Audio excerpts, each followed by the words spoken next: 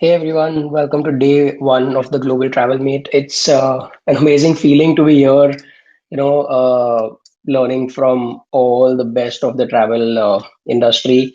And the kind of insights that we're going to gain over the next 2 days is going to be super awesome. My name is Akshit Mehta, and joining me today is Saurav Arya, aka Indian Digital Nomad, who has been traveling in search of fulfillment, creative freedom, spiritual growth, and fast Wi Fi. He currently runs multiple ventures and is on a mission to make an army of digital nomads all across India. Hey Saurav, have you finally found fast Wi-Fi? Hi, Akshay. Yeah, I've been traveling in search of that for the last 10 years now. Um, Now it's just relying on the fast Wi-Fi at home. We all are in lockdown. It's Yeah, working. that's true. So the COVID-19 pandemic currently has yes affected a lot of lives, a lot of businesses, multiple industries, in fact countries entirely as well. So Saurav, I'm sure today everyone's here to kind of gain insights on what the financial outcome of the entire pandemic, or something that we'll see in a post-pandemic world will be on the travel and the tourism industry today. And you've been traveling all along, so we I had noticed somewhere that there is a percentage of total tourism business activity of India which is estimated about $28 billion plus in only forex, and almost upwards of 2 lakh crores in domestic tourism activity, which will be at a very huge economic risk, after when things are over and with whatever is left of the entire year 2020. What do you think on that? Like, how is this loss going to maybe affect, or will it be easy to come back from this? Okay. So, see, first of all, yes, the impact on travel and tourism has been immediate when it comes to impact of COVID-19, and it looks like it's going to be long lasting. I mean, I think travel and tourism industry is the one which is going to suffer for long because of economic slowdown as well as all the travel restrictions that came because of COVID-19. So see, it's like as you mentioned, it has two parts. One is all the inbound tourism that we have been getting. Okay, and Correct. that's been badly hit. Like I don't think we have in near future. It doesn't look like that's going to change. Because of travel restrictions, we are not going to see any inbound tourism in India at all. Correct. So we must face the reality. And second part is domestic travel. So domestic travel might see some revival. Like that's what I see is like all the state tourism board as well as the Indian Ministry of Tourism. They are focusing only on state tourism at the moment. So they are coming up with campaign like local for vocal, Dekho Apna Bharat and all. So if you go and see the campaigns of Incredible India or all the state boards, they are totally centered around domestic tourism. And I'm also seeing that all the state tourism, they are focusing on day trips or maybe weekend getaways, so something that can be done within 250-kilometer radius. Correct. So it looks like that's going to be there for a while. I also see that the rise in demand for camper vans and local hikes. So the way we have been uh, experiencing travel is going to change a bit. There's also going to be innovation. So Correct. yeah, for example, as now that safety and hygiene is utmost priority for anyone. Right. So all the businesses, they have to ensure that they are taking care of it. Right. Right. So yes. Because in terms of domestic travel, so to be honest, being from Mumbai, for us it was like, okay, Lonavala is just a 2 hour drive away, or maybe Panchgani is like about 4 5 hours away. I think that's become, for me at least personally, that's become my long term plan, that at least for the next year, if I want to travel somewhere, I'm going to go there. Otherwise, it was like, okay, Goa is a 50-minute flight away, let's just go to Goa. But crossing state borders, with all the kind of regulations that have come in place, Mhm. even the police, due to COVID-19, you need their essential pass and all of that. Do you think that is going to be a extensive affair? Like, till when? Because as you said, that there are states who are now concentrating only on their own state, travel within their own state and not go outside the state or state interstate travel. Uh, how difficult does that make, someone's life? Like if someone's just been traveling, Mhm. how do they kind of just, stop that? Okay, now instead of Goa, I'll be going to Lonavala. So Right, right. how does someone adjust to it? Right. So see, to answer first part of your question, I see that tech is going to overpower regulations. At the moment there are many regulations, but through tech we will find a way out to, overcome that. And there is definitely going to be a lot of even innovation when it comes to domestic travel and local tourism. So there will be new experiences, there will be new products, because see, we are very resilient and the travel industry is huge. So what's Correct. happening right now is that all the big players, they're pivoting. They know that, okay, this is something that's not going to work, but we can provide a alternate, that will definitely work in this situation. So we are Right. adapting, and that's what we are seeing at the moment happening around. Yeah.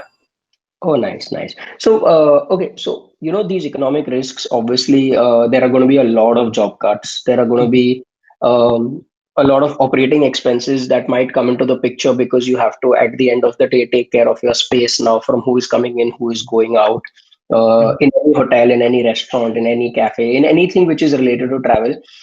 Do you think that travel and hospitality would become cheaper or more expensive?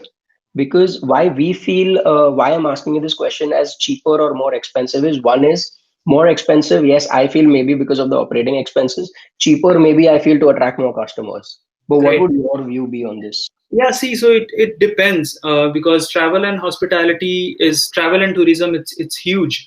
So it depends on what you're talking about. See, flight prices definitely has gone up because operational cost has increased. All the airlines, they have to take more safety and security measures to ensure their Correct. operation. So also when it comes to airlines, their price have gone up because also they had to exit certain sectors which were not lucrative to them, because the whole traffic has come down. So they have exited from many touristic destination, for example. So because Correct. of all that, travel cost has gone up definitely. Like all the low cost airlines are also now not able to offer low cost prices anymore. Right. And Right. yeah, we will see a consolidation in that space. Definitely, it's imminent. You can't avoid that. Right. But as you said, right, like there are some players in a travel sector.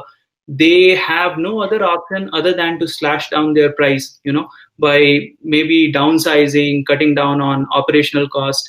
When you talk about hostels, when you talk about co-living spaces, when you talk about 2 3 star hotels, definitely they are bootstrapped, and Correct. their whole plan right now is to stay afloat.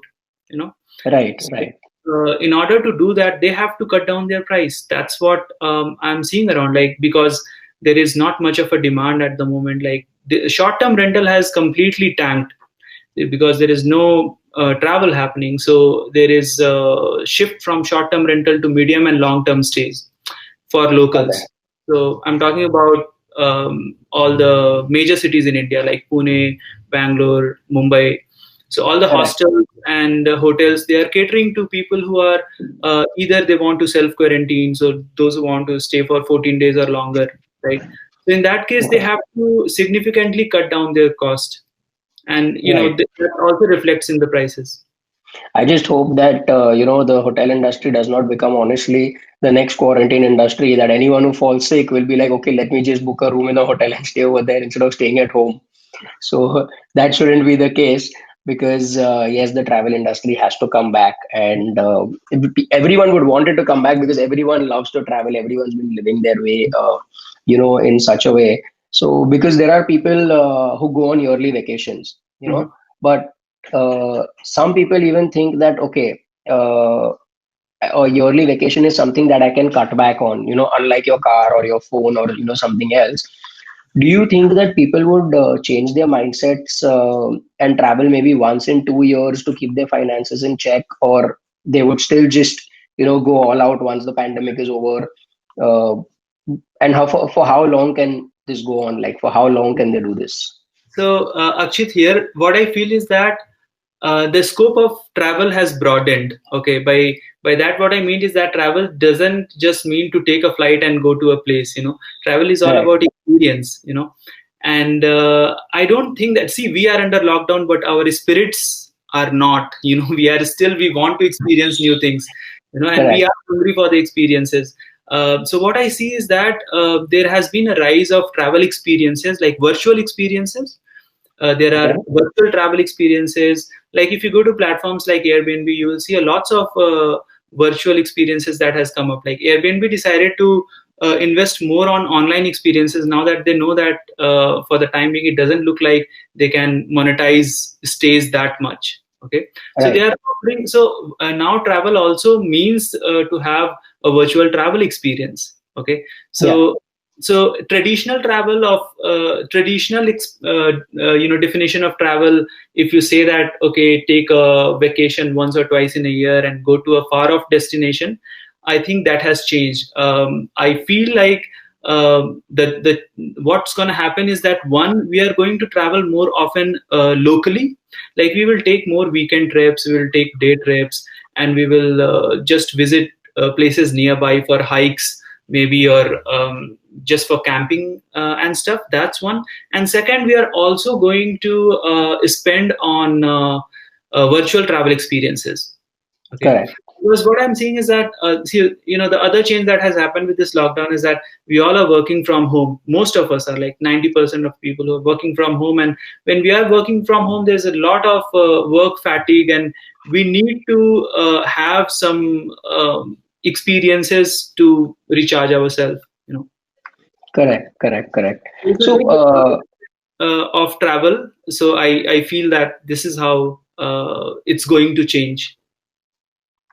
I feel, in one manner, what I feel is, maybe it's happening for a little bit of a good, is that people have traveled all the countries outside India, but those same people mustn't have traveled India. And I think this is a chance which they're getting, that they can actually see what India is all about. You don't need to go, very far or to a far off destination to experience travel as such. Yes, if you want to, maybe go for a shopping spree, or you want to, maybe spend a lot of money, then you may do that. But when it comes to actually seeing what Indian travel is about, or places in India are about, I think it's giving people a chance now to do that. And I'm sure it will boost domestic activity at least.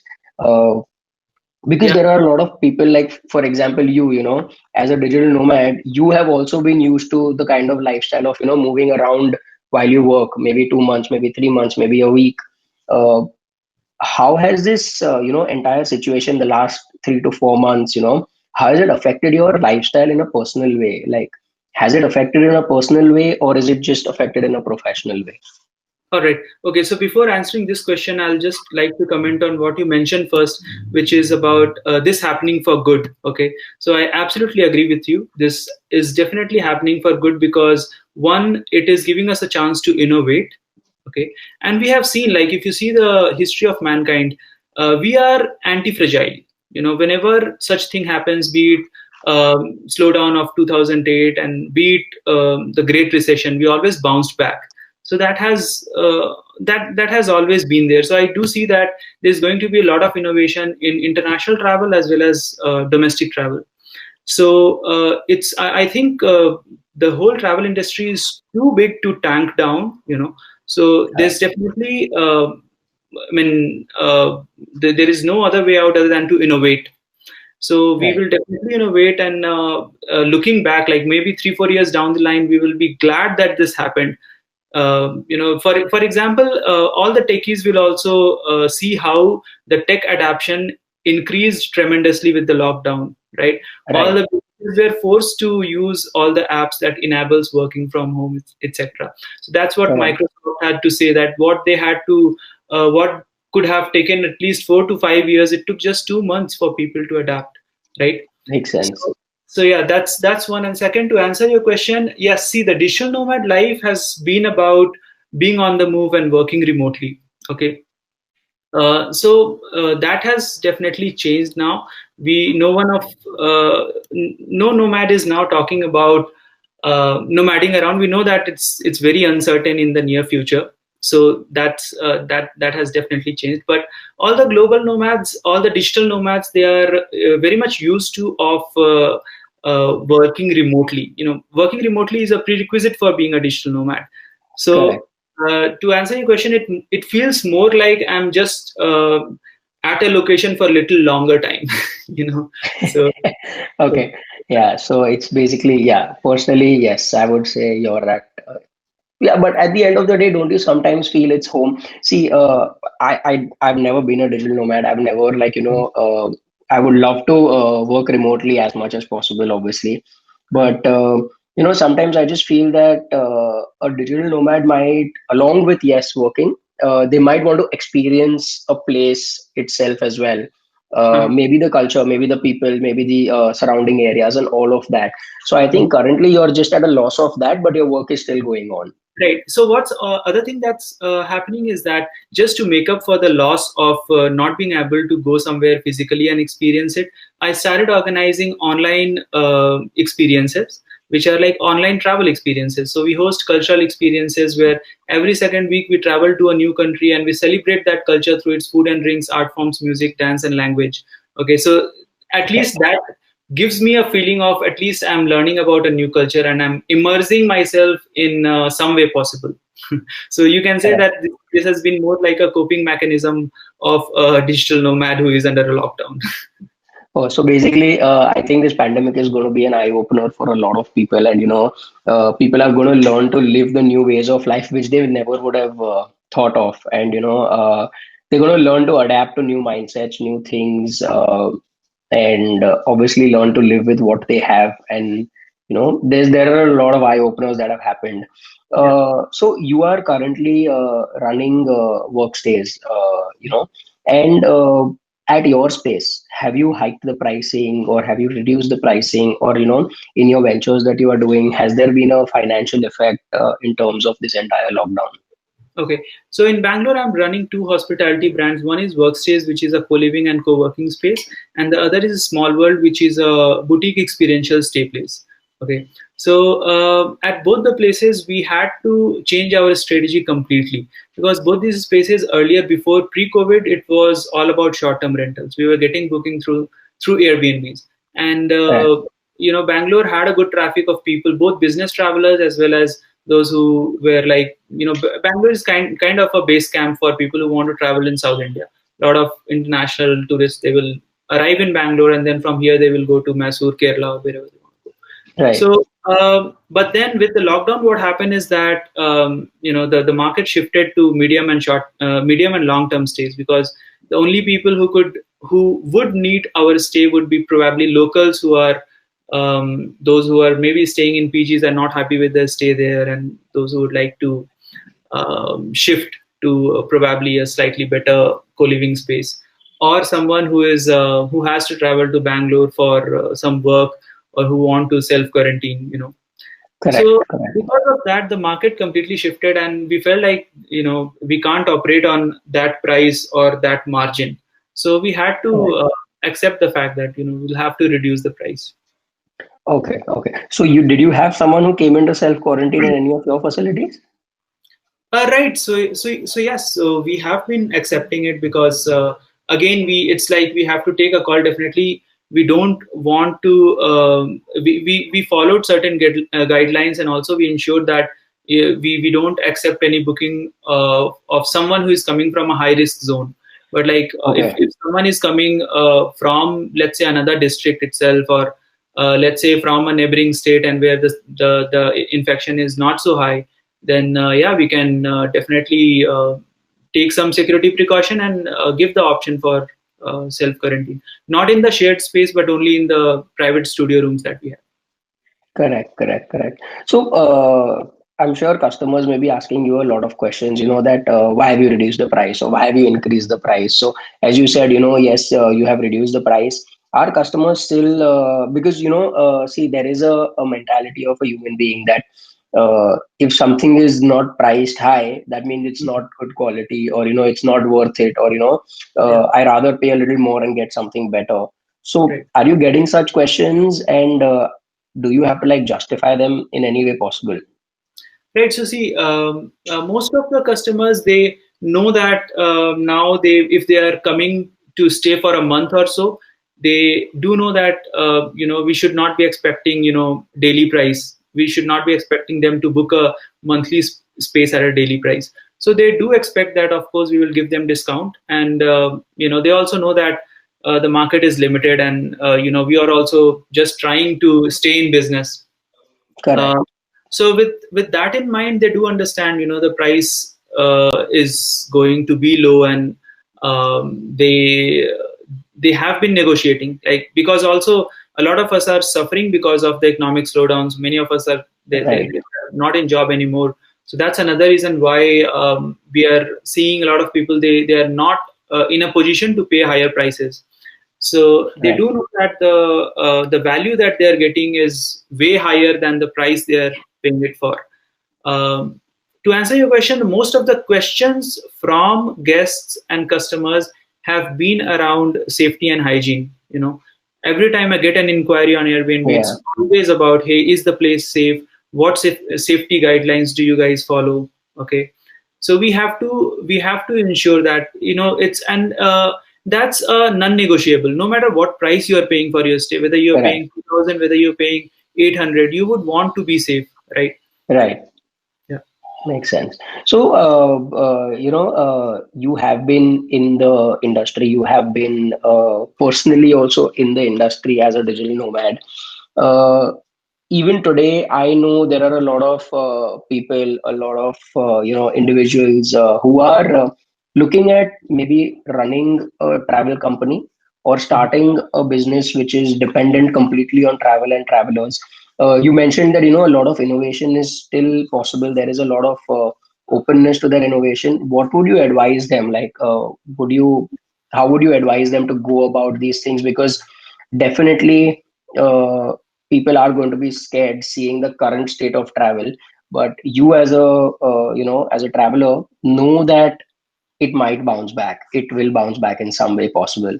So what would you advise them to do?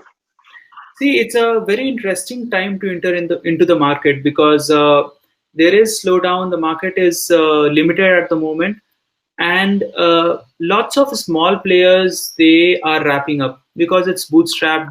They have very shorter runaway, and they're running out of cash. So if anyone want to get into travel business, this is the right time to enter, because there are lots of assets available which is on sale. Example, if you go to Instagram of Hostels India, which is a community of all the hostels, you will see many hostels are on sale, and they are selling it for less than half the price of what they were valued in the month of March. Okay, Oh, so yeah, so that's the status, because yeah, it's as I said, it's bootstrapped, and keeping the price low again is it's not sustainable for a period of 3-4 months or longer. correct. For a short interval, you can, yeah, to stay afloat. Also, you need deep pockets, and you need to have a better strategy. But yeah, someone who has a better plan and who can ensure that they can stay afloat for the next few months, I would say that this is a great time to enter into travel business, especially if they want to get into co-living space business, or hostels, or experiential stays. Yeah, and also, as we discussed, that it looks like after these few months, it's all set to bounce back with all the innovations that's going to happen in the industry. Right, right, makes sense. So as you said, that yes, it's not bad for bootstrap companies. Secondly, you said that okay, we should keep the price at such a point that someone shouldn't find it too expensive and someone shouldn't find it not too worth it to pay. What are there any other giveaways from a company that a company like this can use to attract customers better post this entire pandemic, in a post Right. pandemic world? So yes, I'll talk about both post-pandemic and at the moment, because I feel what's happening is all the small players, they have to pivot. They have to pivot from what business structure they had. Like, they know that no matter how much you spend on your marketing, you're not going to get enough bookings. You know, bookings will be limited, and also you have Correct. to follow certain guidelines set by WHO. And if you are an Airbnb host, you also have to follow Airbnb guidelines. So that also has restrictions on the number of bookings you can have. So keeping that in mind, it makes sense for a hospitality player to venture into online experiences if that's possible for them. And that's what I see around, is that most of the hostels, they started building their communities. They started offering online experiences, because that is need of the time. Even if you are not able Correct. to monetize your online experiences, you can definitely build your community so that you are well prepared once the lockdown is over. So you have to prepare yourself for the post pandemic world. In order to thrive, you have to ensure that right now you keep your community closer to yourself and ensure that your community is constantly growing, even if you guys are not staying together. Correct, correct. So basically, as you said, that people should move to an online. They should have a somewhat of an online presence. I'm sure that makes a lot of difference even on your operating cost, because to financially to set up offline experiences is yes, more expensive than doing an online experience. So would do you think there would be a cost difference in the long run in case Absolutely. someone's Absolutely. Yes. In fact, see, what's happening is that with the lockdown, I'm sure all of us would have realized that many businesses now, they have taken a decision to operate completely remotely. So like physical offices might become a thing of the past for any. So many businesses felt like they can't go remote. They can't have work from home for all their employees. But once they were forced to do it, they excelled at it. They did it so well that many businesses have decided that, okay, for the next 7-8 months, we are not even thinking of having any employees at the office. Okay, so so yes, see, dependency on physical spaces is going down, and for various reasons. One is this is need of the time. This is lockdown because of the regulation. Second, also people are figuring out that the cost goes down tremendously. Cost of operations. So right? when people have to keep their operational cost low, definitely whatever can be done online would be promoted. Online experience is great, not just because it's people value it.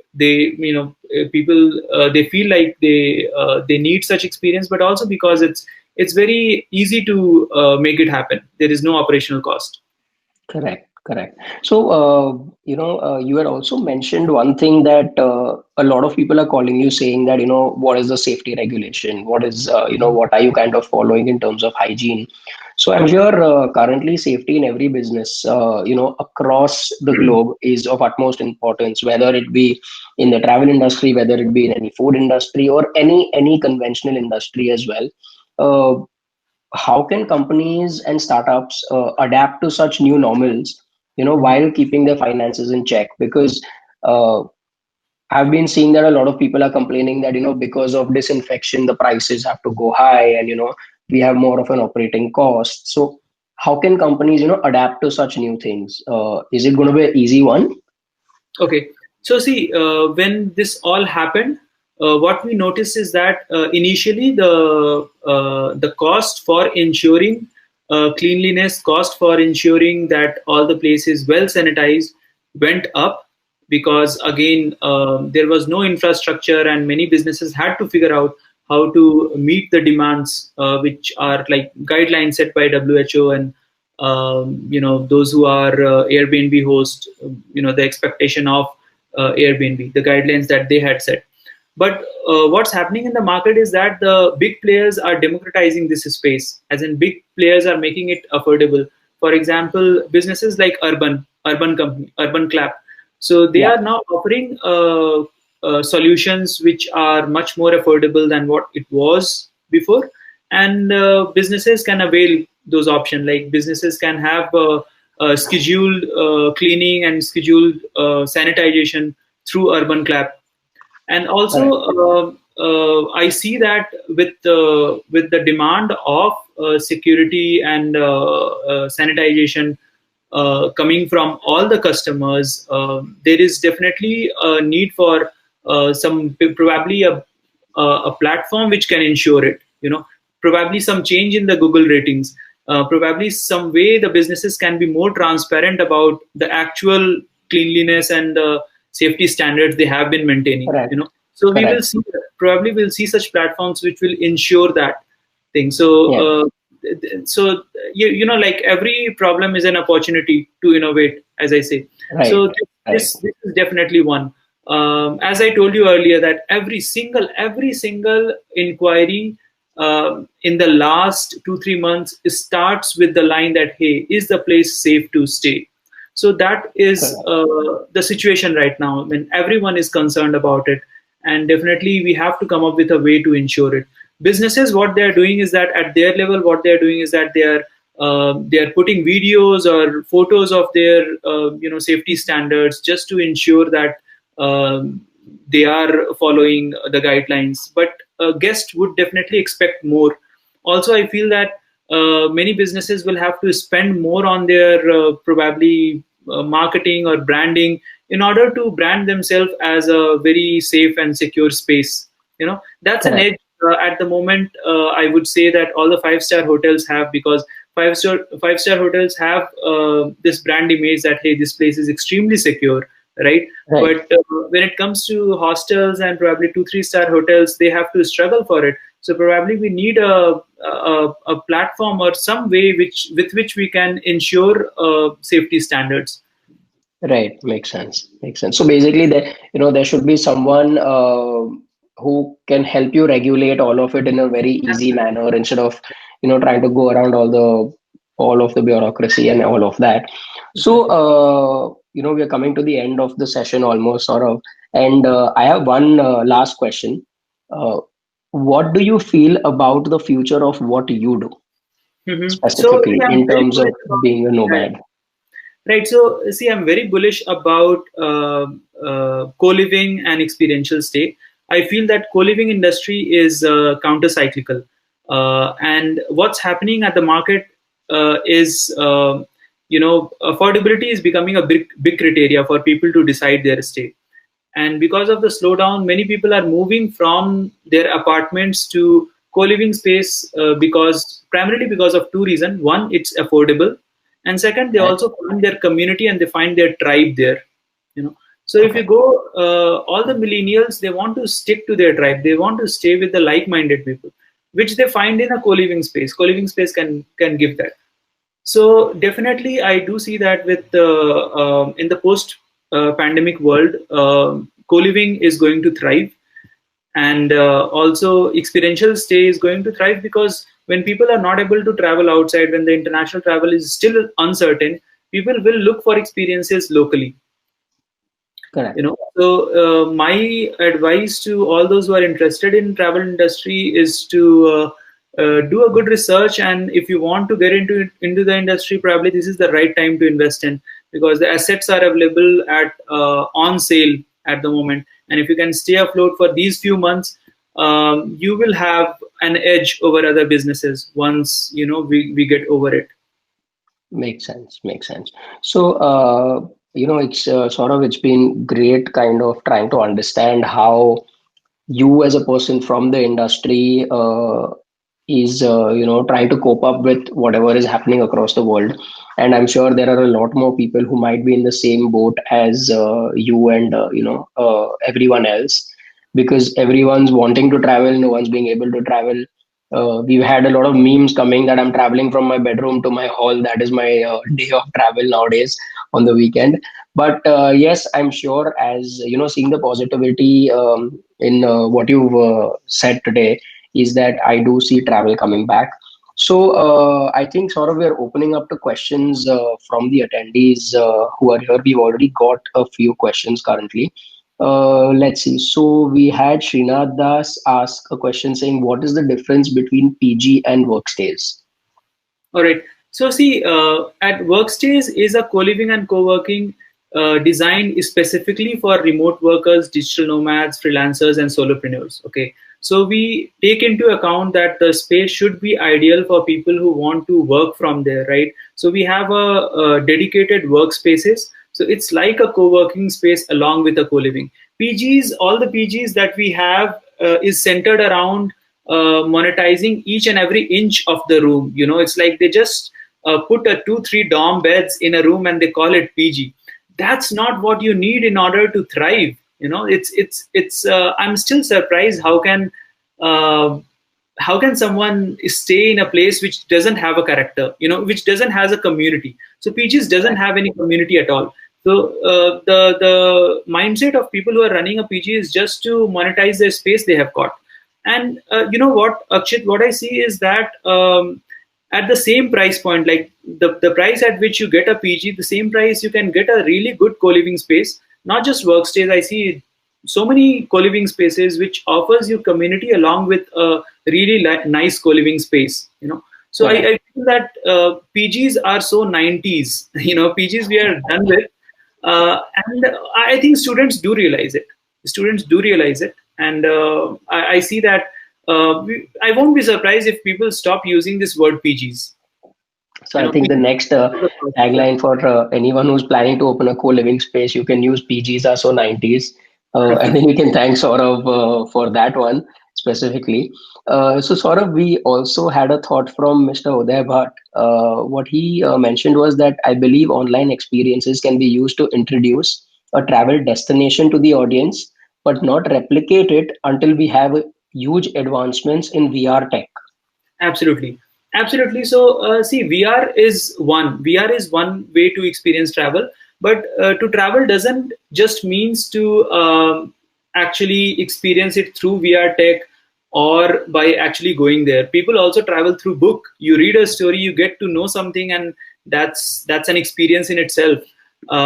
So VR is definitely. It looks like probably it's gonna take a little more time for VR to be advanced enough to give you a really immersive travel experience where you feel like you have been teleported to that space. But the alternatives we have at the moment, I'm talking about alternatives where we are having like immersive Zoom calls or air meet sessions where you get to know different cultures just by interacting with hosts from that place, learning a new language, okay, learning a new art form, which we are doing at cultural immersions. So I think that's also a travel experience that I see people completely get immersed in, and they see it as a travel experience. Perfect, perfect. Also, so coming to the next question, we've got a lot of questions, Saurav. I'm loving this. So, there is a question which says that there is all Abhishek has said this is that there has always been a fight between budget and great experience. Do you think people would want more budget travel, or would they be willing to pay extra for an experience? Okay, so see, what I feel is that see, the traditional travel and tourism industry wants to make you believe that for experience you have to pay extra. Okay, but I'm sure all the backpackers over here who has joined us, and all the solo travelers, all the couch surfers, all the hitchhikers, they would believe that the travel is not about spending money. you know Travel is a lifestyle, and travel is about is about immersing yourself. Travel is about being curious like a 5-year old. To me, Right. that is Right. travel. you know so the traditional travel and tourism industry, which has made people realize that you need to shed a lot of money in order to have a rich travel experience, I think that's the industry which I think has made people feel like, oh my God, you first have to become a millionaire because before traveling around the world. No, like I'm Right. seeing like people who are traveling around the world frugally, people who are immersing themselves in all kind of travel experience very frugally. Like you can volunteer around, you can do home exchanges, you can use trusted house networks. I'm sorry, I can go on and on when it comes to traveling through because that's what I have been doing throughout. Okay, So yes, Correct. but I hope that answers your questions. It's Correct. one should not see travel only in terms of experience for which you have to pay. There are ways to get extremely rich experience extremely frugally. Correct. Correct. So, in fact, I would also like to add a point to this is it depends on the experience that you want. Sometimes, obviously. So, just imagining wild thought. I want to drive the Ferrari, in Italy. I want to do a road trip. Yes, that is going to cost me. So I need to know that, yes, I need to have a lot of money for that. But I could maybe, replace that with just driving a car across the Italian countryside, just any car, which would still give me the same experience because at the end of the day, I have to park my Ferrari and go somewhere. Okay, so I would disagree with you here, Akshit, because I feel like we traditional mindset makes you believe that you need to have money to have certain that experience. Okay, for example, I'll give you a small example. 2 years ago, I was in Manhattan, in New York. I had to stay there for 2 weeks. So Manhattan East Village is one of the most expensive place when it comes to stay. Okay, so I had to stay there for around 2 weeks before flying to Cuba, and I managed to stay for free there. How? So I managed to find a hospitality network where I could stay in a place in return of taking care of a pet. All I had to do is feed a cat 5 minutes in the morning, 5 minutes in the evening, and I had the entire house for myself. So it's all about Wow. finding a hack. If you want to drive a Correct. Ferrari for free, you can find a way to do it I go for a without test actually drive. paying for it. Correct, correct. Makes sense. So, okay, we've also got a question from Vandita. As an accommodation provider, how are you planning to manage between people's willingness to pay and maintaining the high standards that you want for workstays? So yes, see, what's happening is I feel for maintaining any co-living space, you have to be selective when it comes to guests. You can't accept all kind of a guest, and not all the times you can be transparent about it. So what we do is that a couple of things we have been doing here in Bangalore is that we have a group for all the hostels here in Bangalore, and whenever we come across any particular guest who has been a pain for certain reasons, we just flag it. We share in the group that hey, this guy he created an issue in this hostel, so that we know that if that person comes to our hostel, we don't have to accept him or her. You know, so yes. So to answer Vandita, yes, we have to ensure that we don't accept all types of people. We have to be selective about it, and we have to maintain a standard. That's we in order to keep the standard. If you're keeping the price low, again, you will get all type of people, but you have to be selective. If you're not Correct, selective, correct, then that will completely ruin the vibe of the space, which is right. very difficult to manage once that is done. And for the very same reason, I think internationally, all the hostels they have this rule that they don't accept anyone for after certain weeks. Like after 2 weeks, you definitely have to check out, and you can't stay for the next 1 week or so. Because again, that's what happens in all the hostels. Is if someone is staying for a little longer, they take their space for granted, and then they'll start making some issue, and you won't want that. Right. So I think it's human nature that, okay, I'm a senior here, so I have more rights Exactly. over And a lot of over politics. you. And Right. So you correct, have to correct. ensure that your manager, the manager who is there at the property, there at the hostel, he is completely on the top of his game, and he ensures that the whole vibe in the hostel is well maintained, and any miscreant should be flagged and should be asked to leave. Correct. Makes sense. So basically, what people need to now doing is that they need to learn to say no, Absolutely. because I have seen that in my business as well, that, when you want the customer, you will not say no to him for anything. You will be like, okay, at least I'm getting a customer. But I think learning to say no is a very important thing. Right. Also, we've got, One more uh, thing I would like to yeah, add before we go to the next question is that, see, I feel that all the businesses that they can also tackle this issue with the right content, right marketing strategy and branding. So if you correct. can make it very clear what your space is and what it is not, you can definitely avoid certain kind of customers, you know. So that will help Right. you maintain it well. So for example, with the workspace, we have made it very clear, it's part of its branding, that hey, this is a space for digital nomads, solopreneurs, freelancers, remote workers. Okay, so that's the primary customers we look for. So people have certain expectations when they come to the space. Yeah. Correct. Moving on to the next question from Raghavendra. With the current trend of work from home and distance learning, will it be possible for a complete family with kids to do remote living or co-living? Absolutely, that is the future. That is imminent. That is what is going to happen. I will put all my money on tribes. You know, there's going to be rise of tribes. What we will see in India is that there will be huge earthships, or there will be huge independent off the grid co-living spaces where like a group of people can stay and work remotely from. You know, not just families. Families is one use case, but remote workers, you know, all the IT employees are now working remotely. So they Correct. would rather want to stay with like-minded people, and they would rather want to stay in a place where they feel more alive. No, now see, people don't have any obligation to stick to places like Mumbai and Bangalore. Those who are techies and those who can work from anywhere. So you will see people moving from probably Mumbai to Mahabaleshwar or Lonavala, and you know, wherever they can work remotely from, where they can also follow their passion and live a better life probably, and the cost of living will also go down, because again, the real estate prices are still pretty low compared to what it is in Mumbai and Bangalore, right? Correct. Makes sense. So the next question we have is from Srinath Das. Is the rule and regulation of workstays same as homestays? No, so homestays again is a category. Workstays is a brand. So workstays is, as I said, it's all about co-living and co-working for digital nomads, solopreneurs, freelancers, remote workers. So what we offer over there is a space where you can stay for a little longer, work remotely from even from your bed.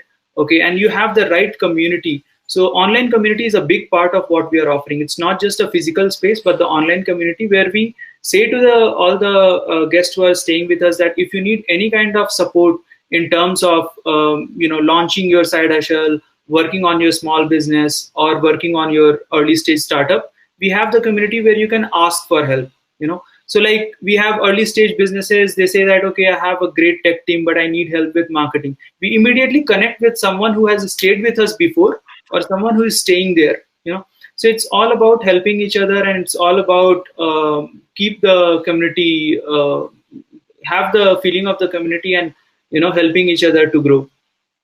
Correct. Uh, we have two more questions currently. So one is from Vandita. Do you think all accommodation providers must have a workplace too, or would that be an add-on? Yes, this definitely going to be add on, because see what's happening now is now that people are working from home is something which is again, it's very tricky.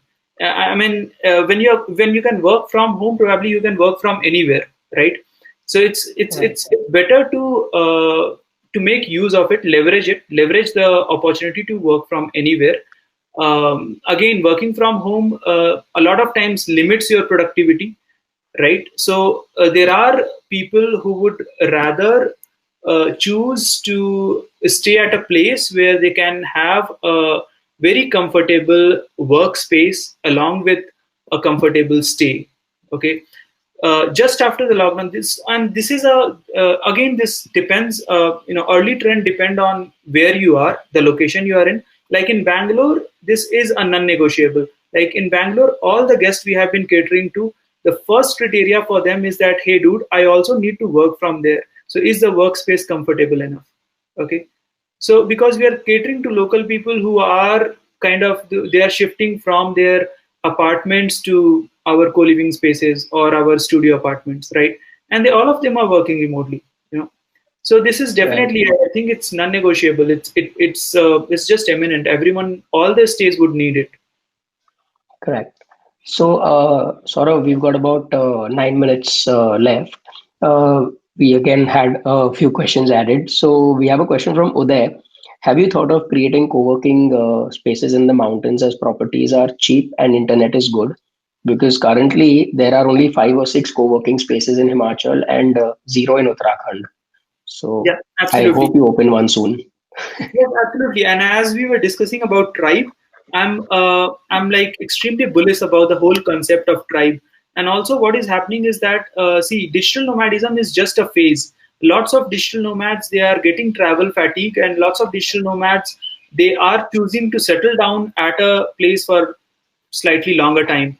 For example, if you go to major nomad destinations, like if you go to Bali, if you go to Chiang Mai, you will see majority of the nomads, they stick to the space for longer. They stick for 9, 10 months, even a year long. So I tell you, when it comes to distribution of digital nomads, you have some new nomads. They want to travel around the world, but there are lots of veteran nomads. They are done with traveling around the world, and they would rather want to stick with their tribe at the right location.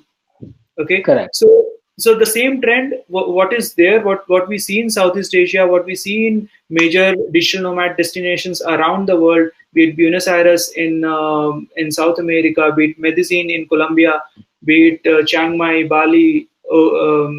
We would definitely see it coming to India, and coming to India would mean that we would see a space like co-living spaces in the mountains, co-living spaces in the hills, where we will have people committing for slightly longer duration. We won't see short-term stays, but we will see people who would commit for 8, 9 months or longer. Great, great. So the last question was from, just give me a second. Yeah. Yeah. So the last question was from Yashi. Uh, how did you get to know about the place where you stayed for free? Where you stayed for in exchange of feeding the pet cat. Okay. What was that small little hack?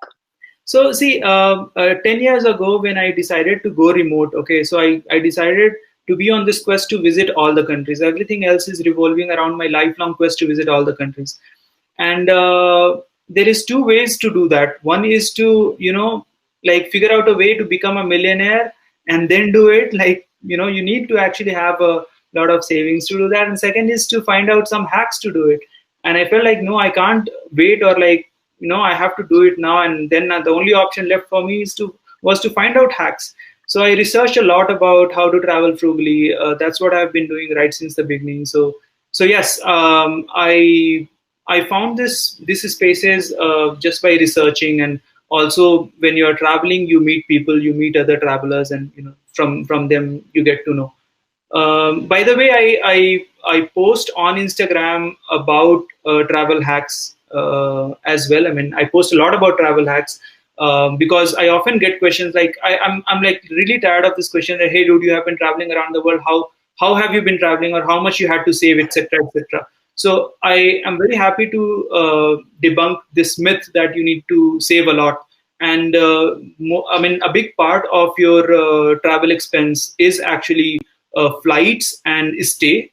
Stay and flights, I would say, comprises more than 75 to 80% of your travel cost. And there are ways to save immensely on that. Like, you can find lots of travel hacks which will make travel extremely affordable. So I want everyone to make use of it. And it's not like just for long distance travel, or like only in certain countries you can do that. Even if you are in India, and even if you are traveling domestically, you can make use of platforms like Roofing, which is working worldwide on open organic farms. You can make use of Couchsurfing. You can make use of HelpX to stay for free. Like, there are so many farms, they look for volunteers. If you go to I think in the outskirts of Pune, there are many farms. Then there is Auroville has many farms. There is Sadhana Forest. Himachal has many farms. So most of the scenic places, I would say that most of the scenic places have the option to volunteer.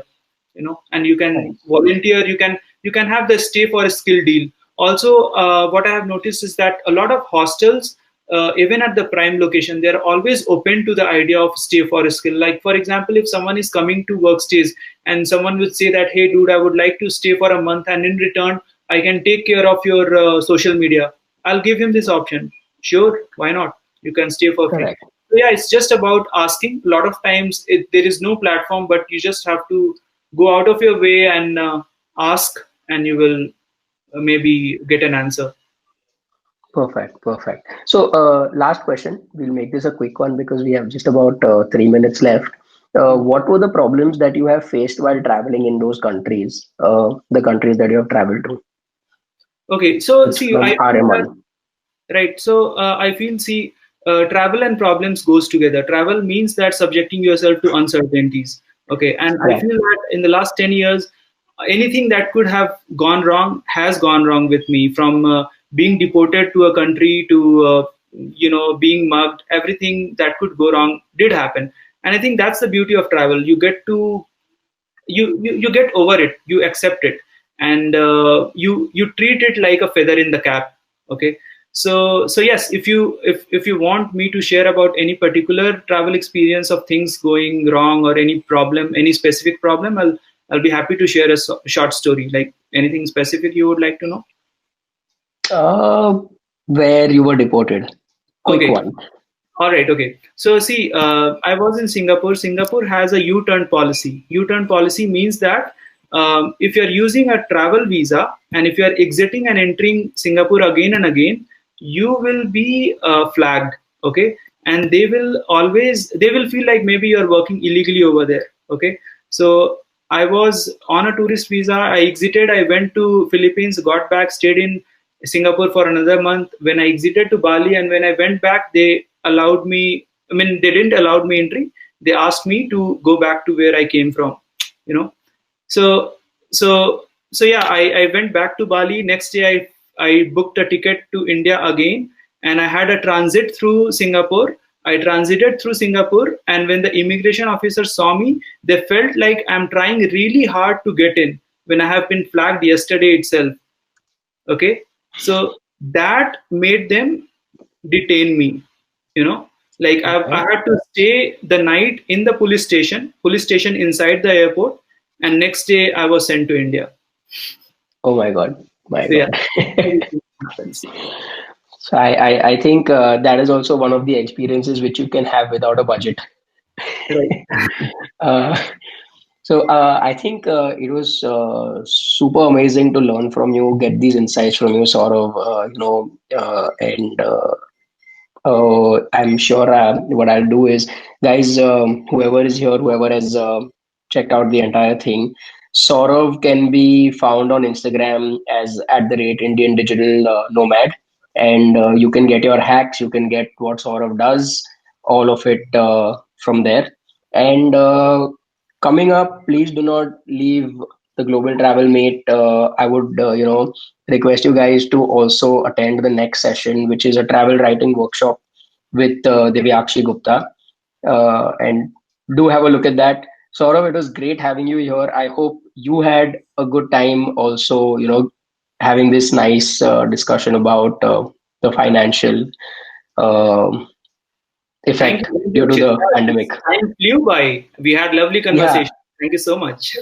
it was great. It was great having you here. Yeah. Thank All you so right. much. Thank you Thank you. everyone for attending, and Thank you so much, please stay on guys. for the next one. Thank you. Bye bye. We have two sessions coming up.